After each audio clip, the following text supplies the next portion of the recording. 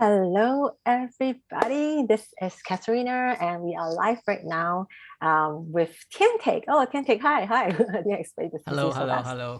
hello. Okay, I'm getting better at this now. Always had so much issues. So if you are live with us, please give us lots of hearts and likes so that we know that you are present.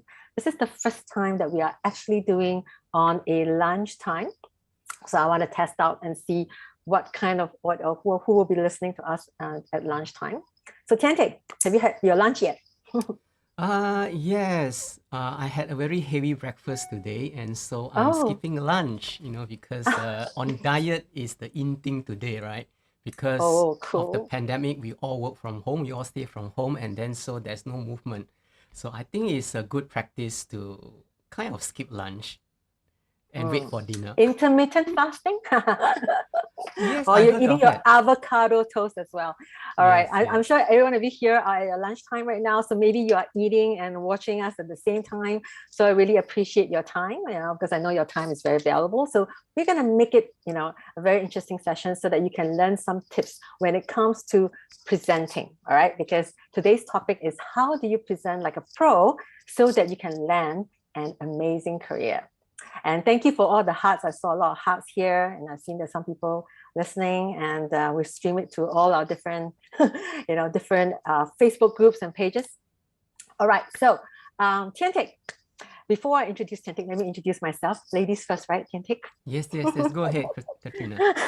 Okay, so my name is Catherina, and I'm the seven-figure career change maker. So I'm the founder of the seven-figure career change maker, and basically I am a coach. So I work with a lot of leaders and senior executives, helping them to accelerate in their career. Because a lot of times, even leaders and executives have blockages when it comes to their career, or they're not sure what kind of strategies they need to do. So I work a lot with their mindset, how to influence, how to negotiate, how to manage the time so that they can accelerate in their career faster and get to their goals a lot faster. I'm sure you all want to get to your goals a lot faster, right?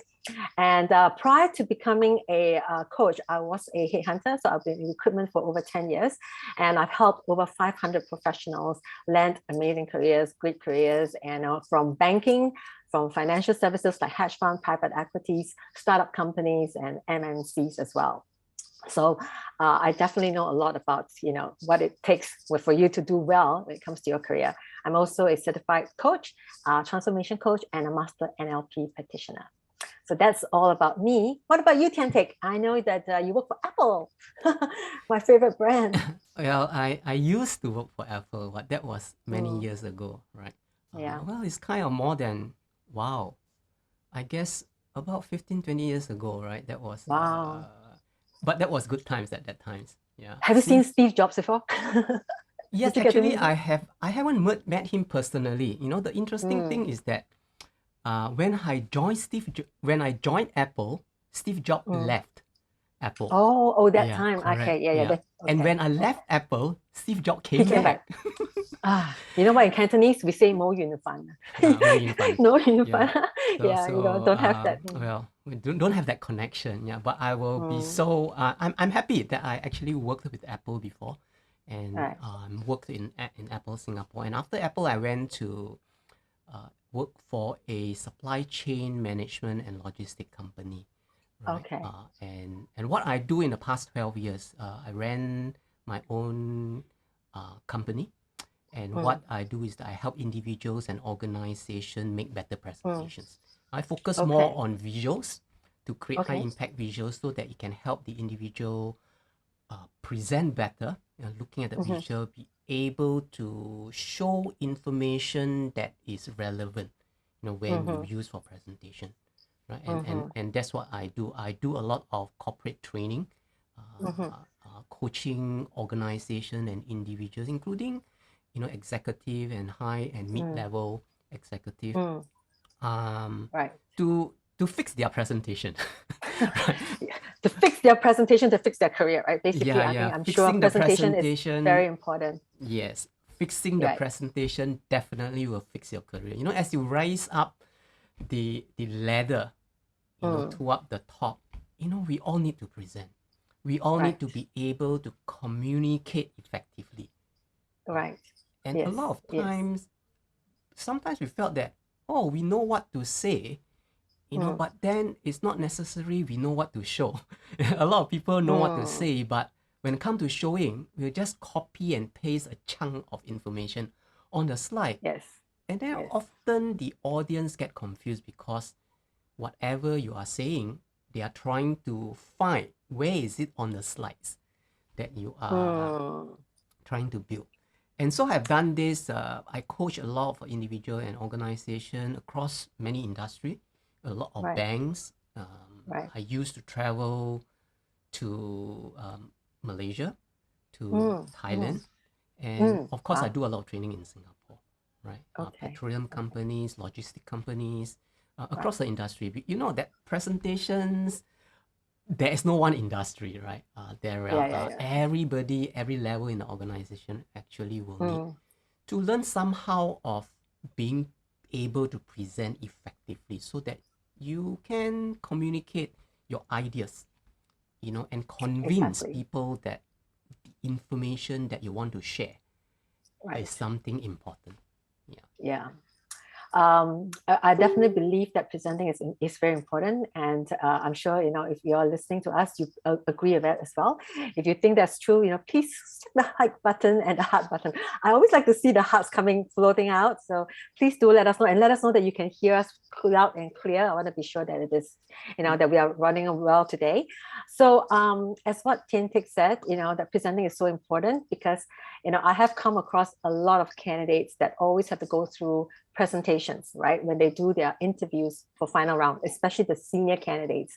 And a lot of them actually lost their job because of their presentation as well. And maybe also they may lose their promotion also because they don't present well.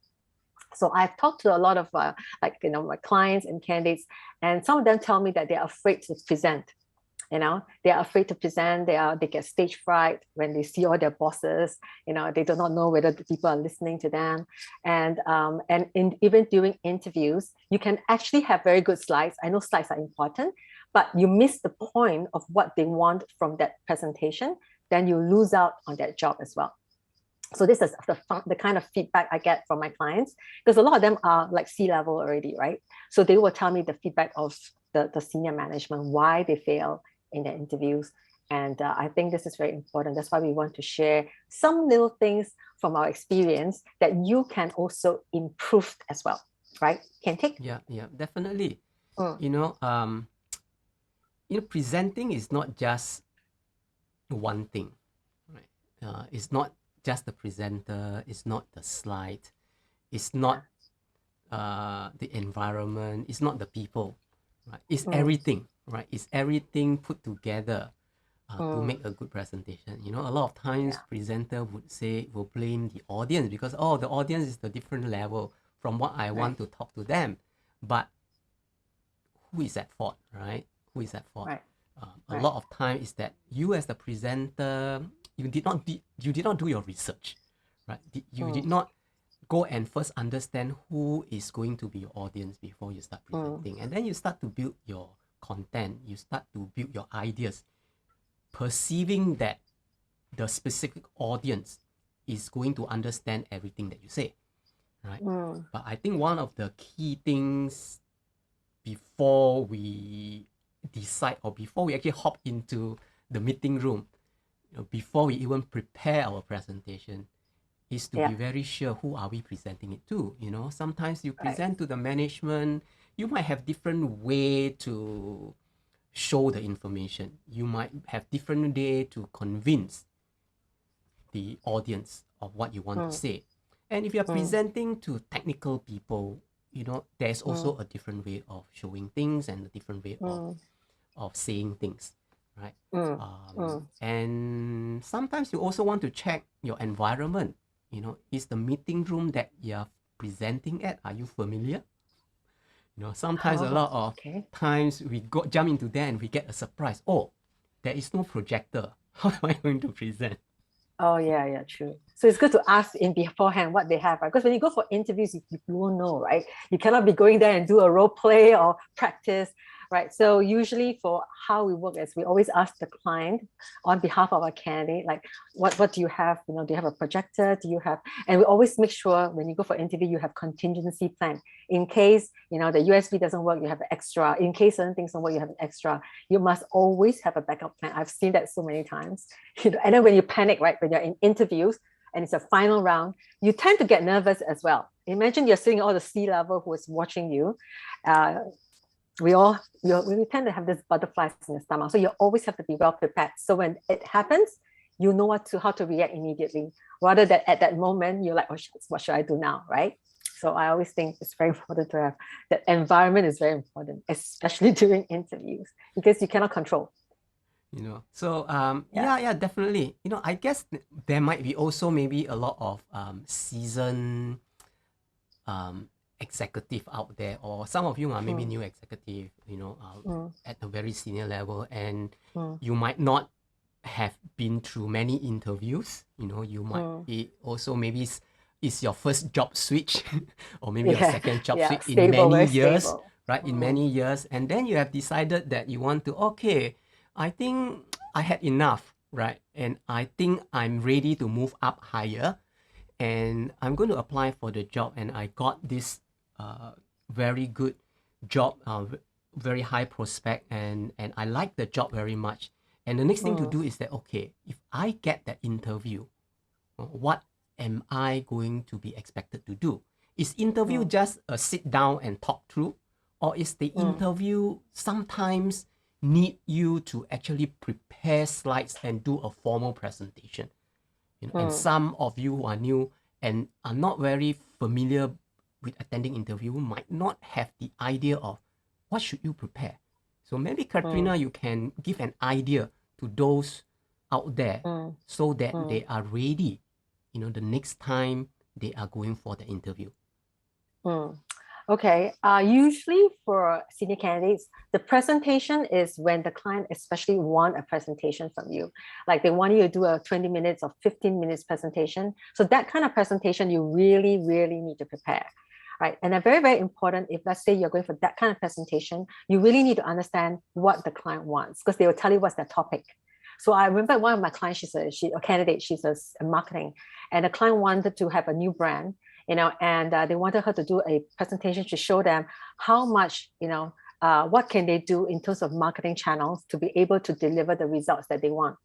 So when she showed me the slides before she actually got for interview, I look at the slides. I have to say they're very pretty slides. But the problem is I felt that it wasn't speaking to the audience, because she's not addressing to exactly what the client wanted. So I told her that she needs to change it a little bit. But that is when she was my candidate and I'm a recruiter. But the problem is some of the candidates, they're so proud of what they do already, they don't want to change. They think that, no, I think it's great. So you can only advise, right? You cannot force. So in the end, she did the interview and she didn't get a job. And the client came back to me is because they said that she's very good, they like her, but they felt that she was not addressing to exactly what they wanted, which is what I told her as well. See, so for when you go for interviews, you really need to first identify what is it the client really wants. What issues are they facing? How can your slide really show that? It's not just about beautiful slides because you are going for an interview. It's always about how can you solve the company's problems, that they recruit you, you are adding value to them. If you cannot demonstrate that during that interview and that presentation, you already lost that interview already halfway through. Because as much as they like you, but you also need to be able to show them that you can really solve the problem. Otherwise, why they want to pay you to do the job, right? So that's number one. And number two is connection. Connection is so important when it comes to any kind of presentation. The bonding is very, very important. So I teach you a trick. So do you all know what's oxytocin? So oxytocin is actually a hormone. It's from your pituitary gland. All right. So we call it the love hormone, right? So usually this is for people when you know that there's this oxytocin, they like you. That's why we call it, it's a likable hormone. And this kind of hormone, when is released, that person will like you more. And how you do that is it creates the trust. it creates empathy. It also creates bonding. So some of you could be in sales for a company and you pitch to clients. Like example, you could be a consultancy firm, you could be in sales. So you always got to present, right? Even during interviews. And a lot of times, if you can also connect with your audience, when they tend to like you a little bit more, you have a chance, a higher chance of winning that contract or winning that job, because they like you. But if you cannot create that connection with your audience, then someone else can. Even though you are very good in what you do, you lose it. So you know why people get promoted? They release a lot of oxytocin, because they are very, very good at bonding with their bosses, bonding with the management. It's really not about how hard you work nowadays. It's really also about how you connect with people. I think that's also the key. So if you want to do well in your career, you definitely need to work on that. Yeah. Do you agree with that? You came from corporate, right? Definitely Yeah. agreeable. Yeah, because I think most people get to where they are, most of the time through connection, right? If your boss hates you, you won't have a chance, right? And so you want to make sure that people like you, the boss like you when you work in an organization. Think ahead a few steps, a couple of steps before you do anything, right? And that I think is one of the key. And so connection is one thing that is very important, right? And so as you prepare for your presentation, not only you want to be able to know your audience or who is in the audience, you also want to ensure that the content that you are going to present meets the requirement. And that's what Katharina is talking about. Miss, when you go for an interview and you are supposed to prepare a presentation, don't do a presentation about yourself, right? The client, the employer already know who you are, right? They want to know how you can solve their problem. And that is very important. So if they ask for a solution to a challenge, give them the solution. Tell them what you think. And I think one way to step into the presentation, into the interview with confidence is to be yourself. Right? Be yourself. Don't try to be somebody else. Don't try to kind of mimic somebody else's style which you cannot cope with. Right? Try to be yourself. Definitely you need to practice and rehearse, and maybe talk to a friend, talk to the mirror. And I guess that's the common advice that you hear. I always tell my candidates, talk to the mirror and look at your face expression and how you talk. And to release the what do you call it? Oxytocin. Oxytocin. Okay, oxytocin. Is that, the first thing you should do is what? Smile. I think the least you can do is whenever you meet your new employer, in the first interview, smile. Say hello, be casual and nice, be respectful. I think that's very important.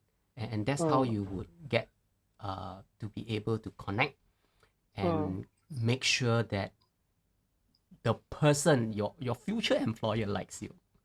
And you're a step of winning that interview. And I also want to add that sometimes if you go for, now we talk about interviews, when you go for interviews, if you do not need to present, right? Sometimes they don't need you to. But what you can do is you can bring, maybe if you got an iPad, you can show them some slides. Certain things about you've done research about the companies, what can you do for the company? What have you done for your previous companies? Usually the people who do that, the bosses will be quite impressed because nobody has done that. If you have done something like that, it also releases what we call the oxytocin at the same time, because it's in NLP, right? We always talk about interrupt the pattern. When you do something that's a little bit different, people will remember you.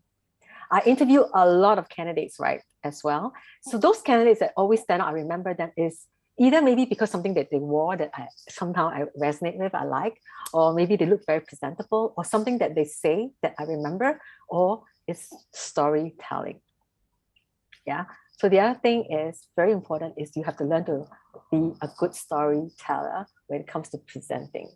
Actually, the best presenters are great storytellers. Yes, I definitely agree. Presentation is not about just showing data. Showing data got no value, right? Showing data got no value. You want to make sense of the data. How do you make sense of data? Right? Because data is very dry. And people love to listen to a story. Right? And if you want to have data, what you want to do is craft your story around the data. Right? Tell your story. Tell something very interesting and ensure that your audience actually envision what you're trying to say, what they're trying to tell them. And then in your story, add in the data. Right?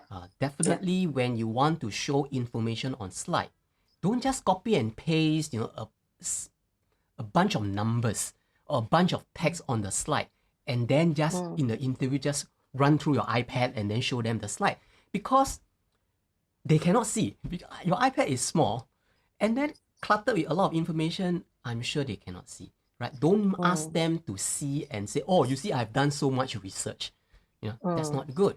You want to tell them that what is your finding? What have you found out? What is your conclusion? What is your opinion? In these things that you have found out, and how do you feel about this? And what you believe in and things like that. I think people want to hear, your thinking. People don't want to hear that, oh, you have done so much research and so what kind of things, right? And so one of the important things that I always tell people that I coach is that when you want to put information on your slide, make sure the audience can see it. In other words, throw away all the unnecessary things that you think you might need. Right. Which actually you don't need. Right? And show information big. Because what we want is visual impact. Once you have visual impact, you can get your audience excited. And it will release the oxytocin. Yes. Because I think sometimes, right, I think we tend to want to have one slide and tell too many things in one slide. And by doing that, it actually defeats the purpose, because people's attention span is that short.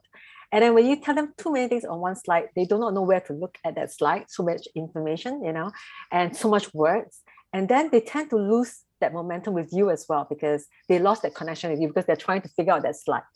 So sometimes it's also not very good.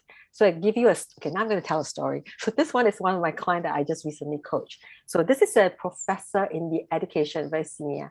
And she wanted to win this very prestigious award in the education arena. She had to go through a lot of steps. And this award is very high level.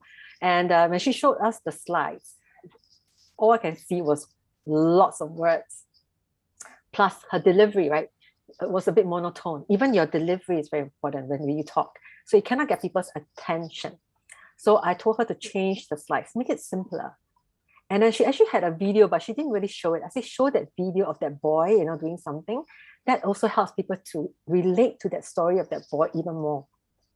Yeah, so she changed it and she puts on the templates and she make it simpler. That's more impactful presentation, more powerful. Even when she talks, she has a little bit more life to it, because basically you need to relive the representation, not like a rehearsed presentation. That's what you said, right? Authenticity is important. Yeah. So very, very fortunate for her. After doing that, she actually won the award. So she's very, very happy because this award is very important. Now she can get grant from the government as well. So that's also because she presented very well. So that's why I'm saying that the presentation, I think it's got to be planned out well. Yeah, not just, they must have the end goal in mind. Yeah, definitely the story is great. Storytelling in presentation, I think, is a must. You cannot say just go in, throw in a bunch of slides. And that doesn't make a lot of sense. To the audience, to you as a presenter, you might say, it's meaningful. Because you see it every day. You look at it every day, you understand what is it all and you're about. very proud of what you do, and right? You're very proud of what you are doing. Yeah, so pretty, my presentation. But then to the audience that say, oh my God, what is he trying to show? What is he trying to tell me? I really don't understand. And where am I supposed to look at? So let me give you one example. So, so what you want to do is this thing called visual impact, right? Yeah. So even you put just words on your slide, you want to make the word big so that your audience got no problem looking at it.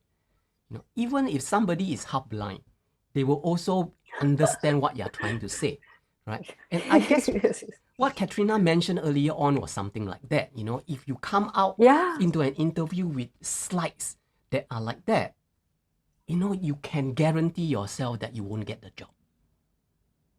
You know, because nobody understands what you're talking about, right? Even though you say, okay, I have slides and I want to put pictures onto it, and your pictures are so messy, people will not understand what you're talking about, right? And as you build your presentation and you think through your idea, you want to ensure that people can see the information. Right? So the thing is that break the rules, right? Break the rules of how people present. You know, people tend to use PowerPoint, right? Select the template. And if you use a template, it becomes a title and then a lot of text, right? Maybe some pictures and things like that. If you break the rules, I tell people throw away the template. Forget about the PowerPoint template, you know, and start with a blank page where you can put anything you like. Right? So if you have data information, show it big. Right? Again, if people cannot see what you put on the slide, it's as good as not showing them anything. And so you want people to be able to see the information, you talk about the information, so your audience don't have to go and look around your slide and say, what are you talking about? Where is the information that you're trying to talk about? Right? Yeah. You can add chart if you want. If you don't like numbers, you can make chart that are clear. I know we sometimes build chart which has a lot of different information in the chart. But why do you do that? We want to go straight to the point. That's Identify nice. That's a nice chart. the key information on the chart. Yeah. And you can even also put pictures you want to. Right? Yeah. And that Actually, is how... Go ahead. Actually, I was trying to say that when I started doing LinkedIn, I give LinkedIn workshop. When I started doing my very first one, I also had a lot of words. And then I attended one of your calls, right? And then after that, I changed it a little bit. And I think it created a lot better, you know, results because it's simple. Then my 2 days workshop, my slides are very simple, you know, and I can see that my audience like it. They like my slides as well. So thanks to you, because really the slides also is important when you, especially when you're doing like presentation 2 days, right? 2 full days. So if I give too much words every single slide, I think, you know, your audience will probably get a bit bored as well, right? So I think that visual impact is simple. It tells a story, and the story is how you tell it also, how you deliver the content with a visual impact that is simple and powerful. That is actually a winner itself. Yeah. Hi, Lucine. I think Lucine, I just saw her saying hi. Just saw Lucine say hi. I just saw her. Did she hello, has a take... comment? Yeah. Hello, Lucine. Yeah. Okay, definitely. Yeah, right. So don't build your slides with a lot of information, you know, spread out the information, make sure people can see it. And when your slides have information are big, if you use pictures, use charts, use diagrams, it is easy for the audience to comprehend. Okay. Yeah. All you want to do is your audience listen to you. Yeah. Because how you talk, whatever you say is so important. It's so powerful. The story that you build around your data and the story that you tell during your presentation is very powerful, right? And so you want to kind of do that. And if you're not sure how to do it, you can go and Google YouTube. There's a lot of ways to tell you, you know, how you can learn from Tian Teck. Yeah. Or you can learn from Amazon, me, right? Amazon bestseller. You know, he got the book Sticky Presentation. That book is very nice. Sticky Presentations, right? Am I right? Yeah. Correct. So I have a book. I actually came out with 2 books. I came out with 2 books throughout my course of creating and teaching and coaching all these things. Yeah. Right. I'll share with you later on, you know, and give you some idea about the book later. There's something I want to say before I forget. I want to ask, how many people here say that they're introverts? You know, if you're an introvert, put a heart. Give me a heart, because I'm telling, a lot of people keep telling me I'm an introvert. That's why I cannot present. I'm introvert because that's why I'm shy. I'm introvert because I don't like to present. Introverts cannot present well. All this is a huge myth, because introverts, actually, a lot of introverts are very good at presenting as well. One of my coach, he's a very, very good presenter, but he's an introvert. So actually introverts really mean that, I mean, I'm not introvert, I'm extrovert, but introverts are people who get drained out, when they are with a lot of people. They just like to be with themselves sometimes. But that doesn't mean that you cannot be a good presenter, all right? So don't give that excuse to yourself, because whatever you believe is always going to be the truth. So for all the introverts out there, I want to encourage you that you can be a very good presenter. You can win that presentation. You can win your bosses. You can win the job. You just need to know how. Okay, so I'm an introvert, right? I'm an introvert. Yeah, introvert. See, but then you're also a very good presenter, right? Yeah. So how do you think, or how do you decide whether you're introvert or extrovert? Do you know, Katharina? Okay, so we have this Myofix personality test. Okay. So we have to do the test to decipher whether you're introvert or extrovert. But I know from the start I am actually extrovert, because I love having people around. So like even after a hard day's work, I need to go out with my friends, and then I still feel very energetic. But usually they say introverts, after being around too many people, they just feel they drain them out. I'm not sure is that true for you. It drains them. They like to just go home and then just be by themselves and just relax. I spend most of the time alone though. I like to be at home alone. Even if I go out and meet friends, I don't like a big group of friends. I like only a few friends that are closer. Right. Maybe have a meal, have tea, coffee. And although I do go out in a group, although I go out and there are a lot of people, I usually don't talk to everybody. I usually talk to maybe one or two person, right? And if they are not too close and they are kind of strangers, I really don't like to talk to strangers, kind of thing. So I'm definitely an introvert. Okay, so we're opposites, right? Opposites. Because I've done the Myofix, I'm always an E, and I think I'm an E. I mean, there are times I don't feel like talking to people too, but in general, I am an E. So I can talk to people. I like hanging out, and that's why maybe after work, let's all hell break loose, go party, that kind. Not now, but last time. So I like to be with people. You know what I mean? So, but okay, back to our point about presentation. I think the other very, very important thing for anybody here is to learn how to engage with people and also understand the 80-20 rule. So the 80-20 rule is also about, sometimes you can mix your data with other things, which means like, the 20% will be, you can do Q&A. Sometimes you can ask people questions. When you ask people questions, right, it gets their attention as well. They're like, oh, I better listen to them. You know what I mean? Otherwise, everybody just listen, right? But once you ask them questions, everybody will sit up and listen. Do you notice that? I noticed that as well. Yeah, definitely. And asking question is one of the technique in presentation to engage the audience, right? The whole idea here is that you want to break the monotonous, the direction that you are speaking, and then you go and do into a questioning mode, right? And so as you are asking a question, the audience suddenly will wake up. And you also, with the question, you get them thinking, oh, okay, I have a question. Do I know the answer? Right? And things like that. And that's what you want to invoke the active thinking.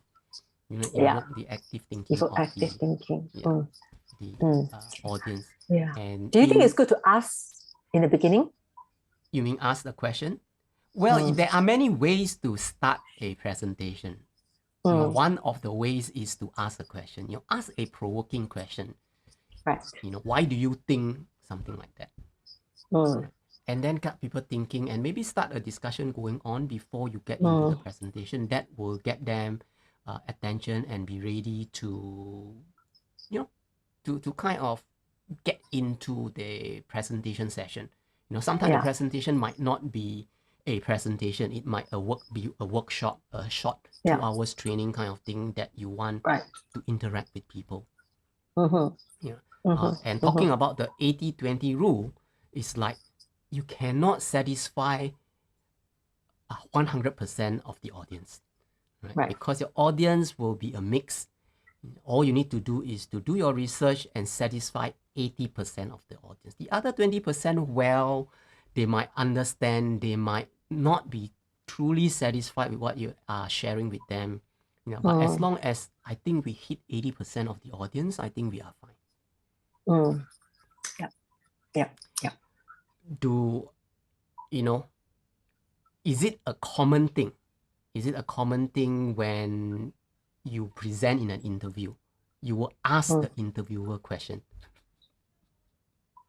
I have done it before. Okay. You know, when I've gone for interviews, you know, I've gone for a lot of different kind of interviews in my career history. Okay, I'm not blowing my trumpet. Hold on, okay, but basically, most of my interviews, I always get to the final two, or I'll get the offer, or I reject the offer. But I think it's also because I always tell myself when I go for interview, it's just a conversation. No need to be nervous. You know, I've met C-level and everything. I remember when I got my job as headhunter, two of the senior guys, shareholders, were interviewing me. At that time, I know nothing about recruitment. They actually asked me numbers. I told myself at the moment, okay, just pop some figures and just throw it back to them, right? But sound logical, of course, sound logical. And I think they buy whatever I say, you know. And so I use whatever resources I can think of. Sometimes it's when I read certain things and I just give them that whole story, and then I got the job. So I think, you know, firstly is you have to be very comfortable in your own skin. You got to be very comfortable and trust and believe and confident of who you are. And when you go for interviews, do not be afraid.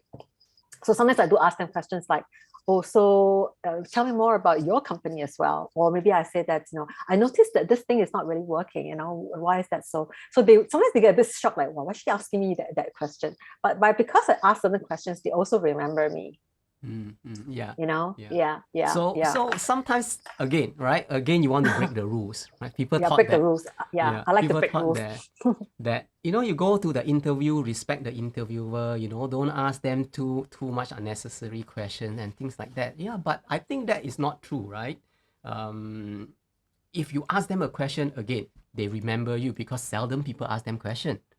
And one of the things in presentation is that, you know, how do you handle difficult question kind of thing, right? And I guess one of the things that we always tell people is that if you can ask them a question instead of answer their question, yeah, then you can like counter a question with another question, right? Does it work in interview? Of course, you have to do it in the right way. You know, it's also about timing, right? What kind of questions you ask, when you ask, you know, that kind of thing. And it's because what you want to do is you want to firstly break that, as you said, that momentum. And as a second thing is you want to not follow the stereotype of always the interviewer is asking the questions. But this one, it takes practice as well. And you have to kind of like, when you feel that it's the right timing, then you do it, right? You know, it's just like, otherwise at the back of your head, should I ask a question? Should I ask a question? You know what I mean? And then in the end, you lose the whole plot, right? Yeah. So I think it has to come very natural. Like some things is like, I really want to know. So you just ask. That's why I say when you go for interviews, for me, I treat it like, if I get a job, great. If I don't, you know, I'm just going to go in there with this mindset of, you know, it's going to be a conversation so that I don't get nervous as well. You know, a lot of people get extremely nervous when they meet the C-level. They do very well of all the interviews, and finally when they meet the senior guy, they become a different person altogether, and then they don't do well in the interview. And then the HR was like, he did so well when I met him. I don't know why when he met the C-level, he became like a mouse. He's like so like afraid, right? Yeah. So I guess the key thing, right? One of the key thing on this segment that we are talking about is to strike a conversation, right? Regardless of whether is it an interview, is it a social meeting, is it a just when meeting with people, you want to strike a conversation. You know, an interview is also a conversation, right? An interview is it's not just that your employer, your future employer wants to know everything about you and try to interrogate you and things like it's not that, right? It's just that maybe they just want to understand you a little bit, and it's also for a chance for you as the candidate to understand the company, to understand your future boss, you know, what they are like, what is their thinking. You know, being in the final interview doesn't mean that you are always at the mercy of the company, right? Because sometimes you find that at the end of the interview, I actually don't want the job. Because you say, it doesn't fit. You know, I don't like the way my future boss is responding to, you know, my questions. So it's a The two-way values thing, not right? aligned. Yeah, Values. yeah, Yeah. yeah. Yeah. So we should not always think that, oh, going for the interview is that, I have to It's a be the one-way one street. accepting the job. No, Yeah. not It's necessarily. a two-way street. It's a It's two-way always a street. two-way Yeah. street. Yeah. They are looking for you. You are also finding the right career for yourself, right? Correct. So if it doesn't resonate with you, then you really got to think twice, because at the end it could be joining from the kettle to the fire. They call it the kettle to the fire. Yeah. You could be getting into something worse, right? Yeah. So many of my candidates have done that before. Or my clients, that because they're so eager to get a job, they just go for the wrong reasons, and then they land into a worse career, and then after that they feel even more miserable because you didn't even know what your values are. I think that, but today that's another topic altogether. But presenting is actually like striking a conversation. You're talking to people, and people feel they're connected to you. For example, those ads that we see on TV. There's some YouTube ads, right? Like from some, like they actually show a whole story, and then you realize it's an ad. Have you seen those before? Especially Thailand, they're so good. And I start to cry, and I start to like, oh my god, and then I realize, oh my god, it's an ad. I feel a bit cheated, and it's actually an ad. But then they're so good because they really evoke my emotions, and I feel so connected to them. So when I think of that product, I will remember their story, or their story, I remember their product. Either way, you know what I mean? Because they got my attention. So that's where storytelling, right? As we talk about, how you present, so important. Yeah. So what is a takeaway for today's session? Yeah, and if anybody got any questions, maybe you got have any issues question with that your you want to presentation that you want us to address, or you feel that, you want us to, we give you some advice, maybe, hi, Lily. Lily say hi. Give us some hearts. Thank you for listening at your lunchtime. If you feel that there are certain things that you want to address, let us know. We can help you. You can type it on the comment. Yeah. Let's open up for some questions if there's any. If there's any questions, This is our first time that we do combine together. I'm trying to see. Are you able to see? I can't see on my side, yeah. Oh, you can't see from your side, is it? Yeah, because Okay. I think everybody are pros. Everybody pros. And sometimes we're shy, don't know what to ask questions. So maybe Tian, you can give one example of a success story of somebody that you helped in their presentation. I think people like to know as well. Oh, okay. Yeah, okay. So there was this client in the bank who I actually trained. I actually trained. They actually got me into their corporate contract, right? For now is kind of, well, almost 5 years, right? Almost 5 years. And I did a lot of classes for them. Okay. And one of the things they feedback to me is that he said, oh, Tian, your course is very applicable because it's presentation, it's visuals, and it can be immediately applied. So you could see that most of the time when you see people present, they always put a lot of things on the slide. But if you learn a technique for you that are able to break out the information, and make things simpler, and you apply on your next presentation, no matter how bad your presentation is, it will be better. Correct? Immediately you can see the result because it's very visual. And so this client told me that, I like the way you coach all these individuals in organization, and because she is the head of the department, and what she does is that she always see presentation from her peers, her colleagues, and things like that. Right. Yeah. And because of that, she get a lot of headache. She get headache because wow, it's so much information she don't really understand, and she just say, can you go straight to the point? She always tell her subordinates, right? And after attending the workshop, the training that I have, they are able to do that. Slowly, bit by bit, they are able to reduce the information, and they are kind of being able to be more confident.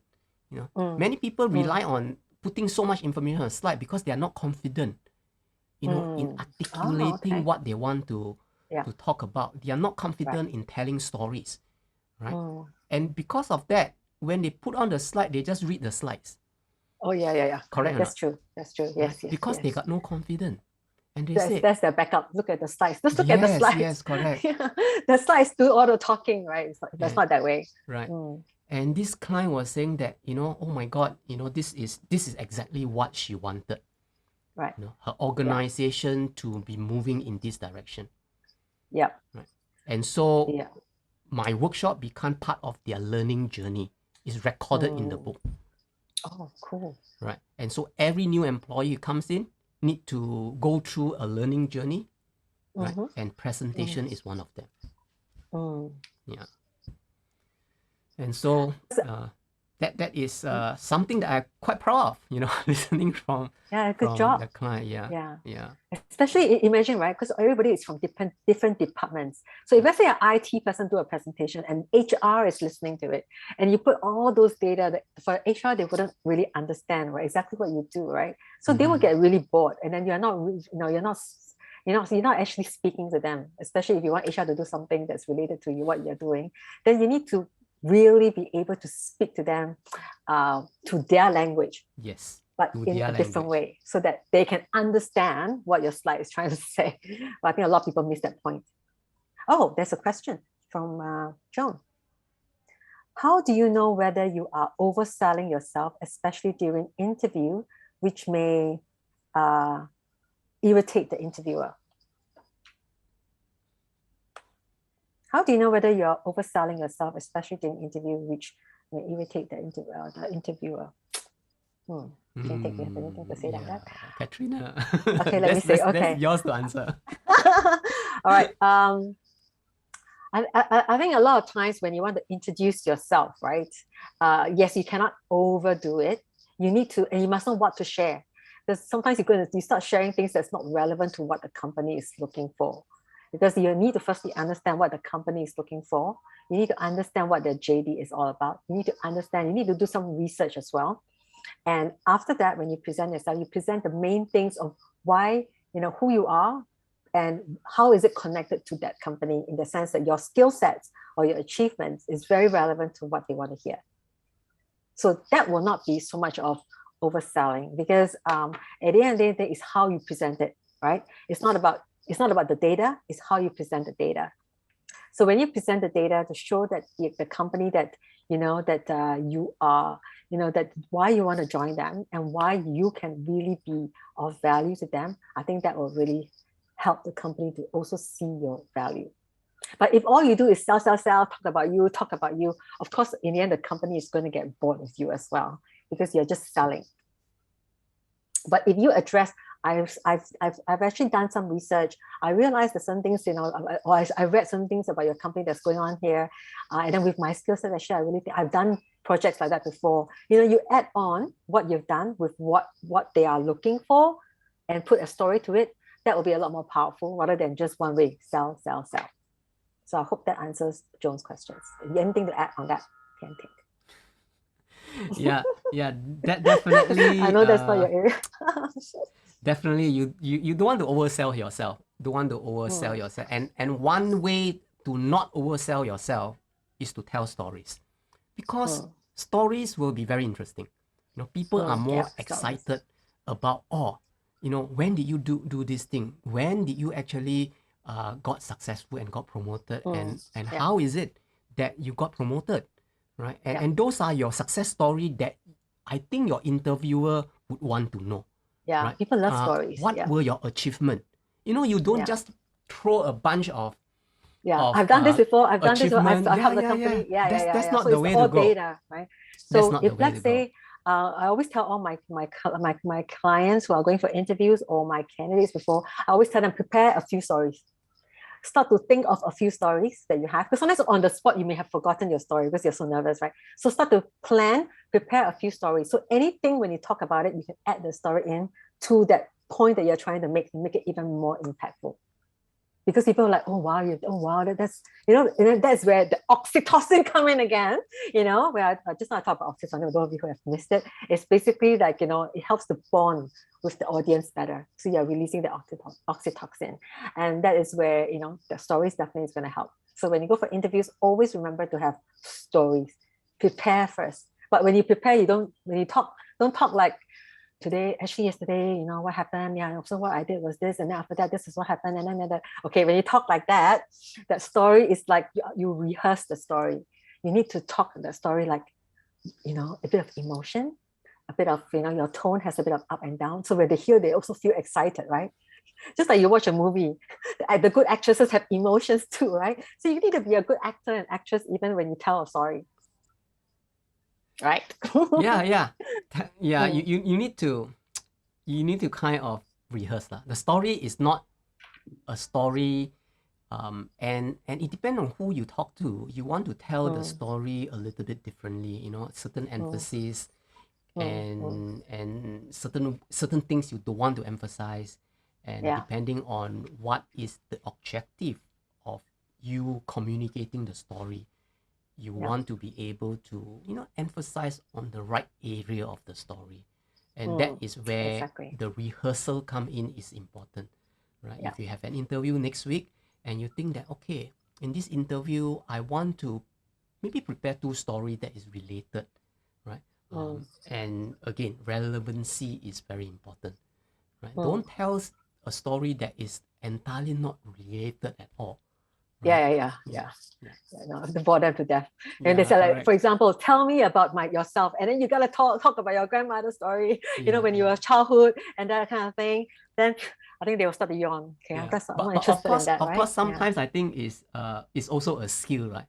To strike the conversation and get the conversation smoothly getting into and lead to somewhere else. For example, sometimes the interviewer will ask you, so what is your hobby? What do you like to do, besides work, right? And then you might say that, okay, I like to run in the morning, and then I love coffee. I love to make my own coffee, for example, right? And then maybe it resonates with the interviewer. They say, what kind of coffee? I also like coffee. That's how one girl got a job. And then that's how you get connected, right? Yeah. So the best way is I always tell my candidates or my clients when they are coaching by me, go and find out more about who is interviewing you. Go and find out who. Go LinkedIn, see whether they post any clues you can get. You know what I mean? Yeah. Or maybe their Facebook, sometimes, or you search on Google. Do you know Google? You search, a lot of things can come out. Sometimes you never know with certain people, especially when they're very senior. So if you see certain things and you have that same hobby, you can bring it up. So there's this lady, she talked about it. She's a very senior banker, and she talked about how she followed some of her friends for interview at the time when she was an intern. And she didn't plan to go for the interview. She just followed her friend. But in the end, they gave her the application form and she filled it up. And then it was her turn. She went in. And then she came in. You know what the guy said to her, the interviewer? He looked at her. You are a breath of fresh air. That's the first thing he said to her. Do you know why? Because she's the first and only one that wore red that day. Everybody in the interview was wearing black. I think he's so sick and tired of everybody's wearing black. And she was wearing red. He's like, you are the first breath of fresh air in my eyes. That's so funny. And then after that, he spoke to her. And then she started talking something about, I think she was very into healing. Very holistic sort of girl. And he also very like that as well, because she saw he had something on his pendant. She's like, oh, do you like this? I like that too. And because of that, they connected so much. And then they start talking about this, and she got the job. Yeah. Because just because of that. Yeah. Yeah. And now she's a very, very senior in that bank already. Yeah. That was when she was an intern. Yeah. So it all comes back to the same thing. All the dots get connected, right? Yeah. And it comes back into connection. One of the key things bonding. Is bonding, connection, and that's where we are successful. That's where success comes. Without connection, I think sometimes it's difficult, right? Yeah. And so we want to find all ways that we can get connected. Yeah. And that's what we are doing right now. Me and Katharina is doing this live so they can get connected with everyone here, right? And so Well, wow, it's almost an hour right now. Oh, wow. Times fly so fast. Yeah, time flies. Oh, fun talking. It's nice when I talk on the Zoom, right? I can Yes, see yes, anybody. yes, yes, correct, I correct. hope we actually given you all some tips and add some value today. And we hope to do this maybe a little bit more often, because right now I'm extremely busy because I finally found a apartment for me to move. So I'm going to be busy moving. And then after that, we can do even more, to give you all more, hopefully give you all more value so that you can be better at presenting, because it's very important. And I want to let you all know, the new era is such that it's all about presence. This new era is going to be all about attraction. So if you do not know how to do that, you will lose out, because we have AI, we have automation. So you want to be, you don't want to be like a robot, right? You want to be unique, but you need to show the people. I look at all the corporates, right? Those people who climb the fastest are very good at networking. Yeah, correct. Most of So, them. Most so, of them. so if you're introvert, try to be extrovert. Yeah, you can. It can be trained. Yeah. It's just that you need to go back and meditate after that and release all your energy because you drain out. But you can still do it. It's the art, okay? Definitely. But for others, maybe it's already very natural. So for them, it's after come back, they're still very energetic, right? But for some, maybe it takes a lot of their energy, but it can be done. If you want to get a higher pay, you want to double your pay, you want to get the promotion, like one of my recent client that I coached, she even got equity. The boss gave her equity of the company, you know what I mean? Yeah, you have to be present. You need to show your potential. Right, Tian? Yeah, definitely. Need to show your potential. And talking about that, I want to share with you my book, right? I want to brag about my book. So, Sticky Presentation, that's the book. Right. The one in Amazon is slightly different. It's the digital version in Amazon. This is the hard copy version. It's very handy. My second book is this one, right? Good. Right? This is also all about slide design and things like that. So how can we get the book if anybody's interested? Okay, so there are two ways. Actually, there are a couple of ways that you can get it. One is to go to the bookstore in Singapore. You can find this book. Oh, right? Wow. If you're in Thailand, in the bookstore, okay. In the bookstore. Do they have in Hong Kong? I don't know, because I don't think they distribute in Hong Kong. If there are Times in Hong Kong, maybe Times MPH. Right? Okay. No Times. If you are in Thailand, you can also get this book in Thai language. Oh, wow. Okay, in because Thai it's language? published in Thai language. Yeah. Whoa, wow. Why Thai? Are you a Thai? No, I'm not. Somebody from the Thai University, Chulalongkorn University of Thailand, came to Singapore, saw my book, and gave me a call and asked me if he could represent me in Thailand, translate the book, and then publish it. So that speaks volume. Must be a good book. So you all must quickly get it. Online, can we get your book online? You can. Amazon? So I have also converted this online. The online is slightly different. It's interactive. Right? That means there is video, there's examples, there are animation and things like that. And so there is me narrating the pages of the books as well. So what I'm going to do because of this event, because of this live, I'm going to give a very special deal, right? And so let me just show you what special deal. We all love special deal. I'm a typical Singaporean, like, special deal. Ooh. Right, and so this is a special deal. I'm bundling two books. What you see here are the printed book, but the link there, what you get is the digital version of the book. It's not a download, but it's a login, right? That means when there is update, when I update the website, you will also get the updates. Right? So sometimes, occasionally when I have new ideas, I will maybe make a video talking about certain things. I will also upload it and become bonus of part of the book. Right? So where do you upload it again? Sorry? You upload it on the... I upload it, it's on Teachable, right? So if you acquire the book right now is almost half the price for both the book. Right, you can get it. Is this in Sing dollar or US dollar? Or this is US dollars, 28, US 20. So it's about 30 plus Sing for two books. Right. If you buy in the bookstore, it's about $30 a book. You buy in the bookstore is about right. And so this one, you can get the bit.ly link, or you can scan the QR code there. Right. Okay. And so can you type in the link, Katrina, on the Facebook? Okay, let me just see. HTTPS.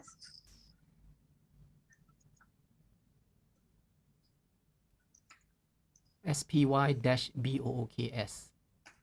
Okay. https://bit.ly. Okay. Is that correct? Yes, Please check yes, and see whether yes. is that correct. Okay. Yeah, all right. that is correct. Okay. That's Cool. wonderful. Thank you. Yeah. Okay. And If so you click and don't get it, please let me know. I will put in a comment again because my typing sometimes sucks, like with my nails. And then also because today's special, if any of you here need maybe you need a coach to maybe like talk to for a strategy call, either myself or Tian. If for Tian it's more about the presentation, like how you do presentation online, and for myself is you can talk to me about your career or you're going through a career transition. So we have something special for you today. Let me see. Okay, show them. Yeah, you can. Yes. Yeah. So you can scan the QR code for mine or for Tian.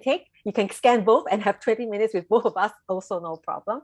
And then we will have a chat with you to see whether, can give you some advice, maybe a few tips. And if you feel that you want to go on and maybe have more dynamic coaching or you want to work with us, that's you can consider that as well. If not, no obligations, just to have a quick chat with us, see whether we can give you 1 or 2 tips.